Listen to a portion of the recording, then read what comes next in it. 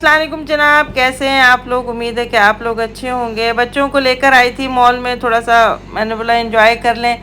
आप लोगों के लिए एक न्यूज़ है। देखिए, सबके पास सब कुछ होता है, लेकिन जो चीज़ हम विन करते हैं ना, जो हम जीतते हैं, तो उसका मज़ा ही अलग होता है। जैसे हम लोग स्कूल में प्राइजेस जीतते हैं, हम लोग अवार्ड्स जीतते हैं, कोई चीज़ जीतते हैं, तो उसका मज़ा ही अलग होता है। तो मैं खाड़ी के 3 सूट्स लेके आई हूँ, बहुत ज़बरदस्त। और मैंने ये सोचा है कि जो मेरे 1000वां सब्सक्राइबर होगा, मैं उसको एक खाड़ी का सूट जो है वो मैं अगर दूर रहता है तो कोरियर कर दूँगी, करीब रहता है तो ख़ुद पहुँचा के आऊँगी। और बाकी के 2 खाड़ी के सूट जो मेरे सब्सक्राइबर्स हैं मौजूद, उन जो जब मैं लाइव आऊँगी 1000 सब्सक्राइबर्स के बाद, जब मैं लाइव आऊँगी तो लकी ड्रॉ निकालूंगी। जिसका नाम आएगा उसको मैं ये सूट्स पहुंचा दूंगी, या जो दूर रहते हैं उनको कोरियर करूंगी।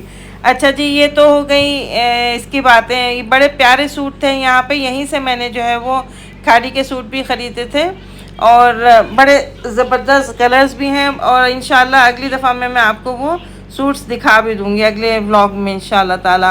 और कमेंट में किसी ने पूछा, बहुत सारे लोगों ने पूछा था, ख़वातीन ने, कि वो माश की दाल की रेसिपी बता दें जो सर में लगाना है। तो बेटा, उसकी कोई ख़ास रेसिपी नहीं है। सबसे बेस्ट रेसिपी जो मैं आपको बता रही हूँ, जो हमने ख़ुद आज़माया है, बच्ची ने आज़माया है मेरी, और 2-3 ख़वातीन हैं, उन ख़ुद वो देख रही हैं कि उनके बालों में घन आ रहा है। तो उसका सिंपल एक तरीका है कि आपने 3-4 चम्मच आप माश की दाल ले लें, ठीक है। 1 चम्मच आप चावल ले लें, 1 चम्मच चावल, कोई से भी चावल हो, ठीक है। 1 चम्मच आप मेथी दाने ले लें। इसको आप तकरीबन 1 गिलास पानी में आप भिगो दें।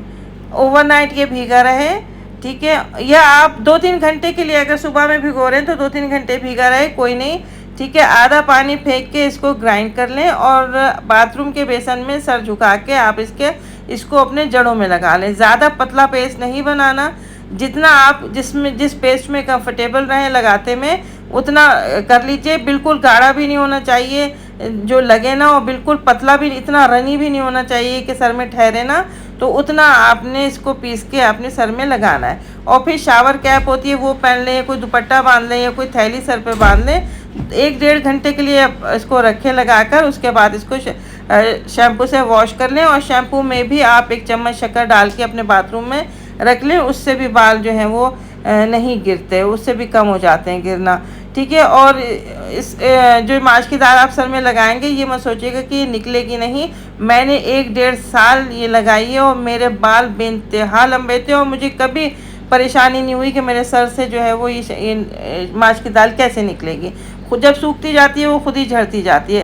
आप लोग ये बिल्कुल मत सोचिएगा कि मैं ज्ञान बांट रही हूँ, ये ज्ञान नहीं है, ये मेरा खुद का तजुर्बा है, खुद का एक्सपीरियंस है।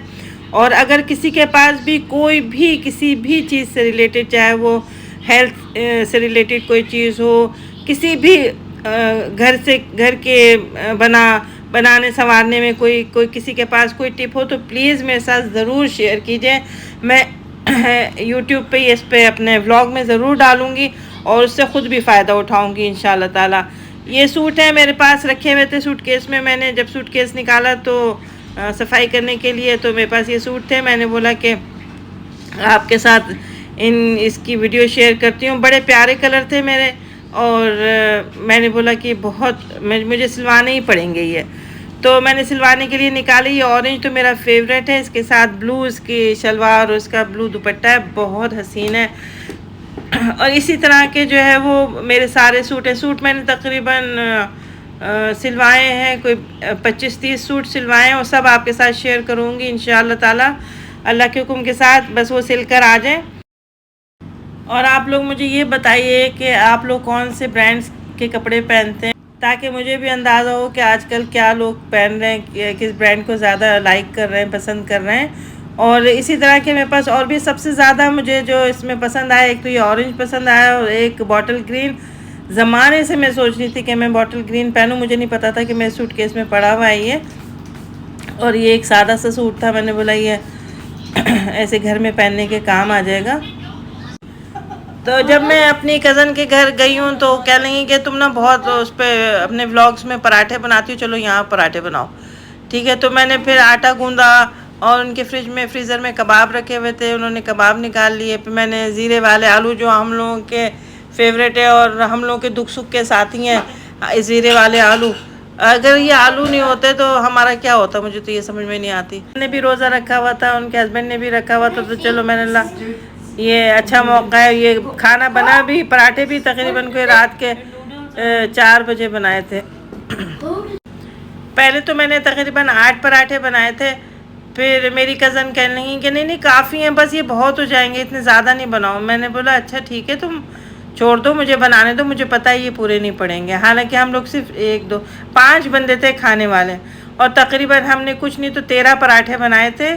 ये पराठे आपको दिख रहे हैं वो अलग, और उसमें प्याले में आटा रखा हुआ था, वो जो बच गया था वो अलग। मैंने वो उसका भी आखिर तक मैं पराठे बनाए थे, 13-14 पराठे बनाए थे, और सिर्फ 1 पराठा एंड में बना था। हाँ, और ये ऑमलेट भी था। अच्छा, अगर आपको ये व्लॉग बहुत देर से आ रहा है, थोड़ी मैं बिज़ी थी, आपको पता है कि ट्रैवल कर रहे थे हम लोग रास खैमा की तरफ। तो अगर आप लोगों को मेरा व्लॉग पसंद आया हो तो लाइक कीजिए, सब्सक्राइब कीजिए, शेयर भी कीजिए, और अपने फैमिलीज़ में भेजा करें ताकि सब्सक्राइब करें और मेरे 1000 सब्सक्राइबर्स पूरे हों, तो मैं जो है लाइव भी आऊँगी और लकी ड्रॉ भी हम रखेंगे।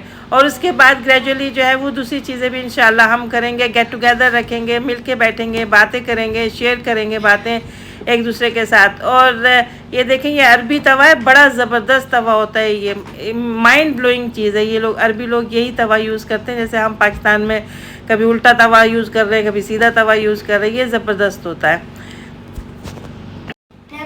मेरी कज़न कह रही थी कि आप जैसे पराठे कोई नहीं बना सकता। मैंने बोला नहीं भाई, सब अपने अपने घरों में बहुत अच्छे पराठे बनाते हैं और बहुत अच्छा खाना बनाते हैं।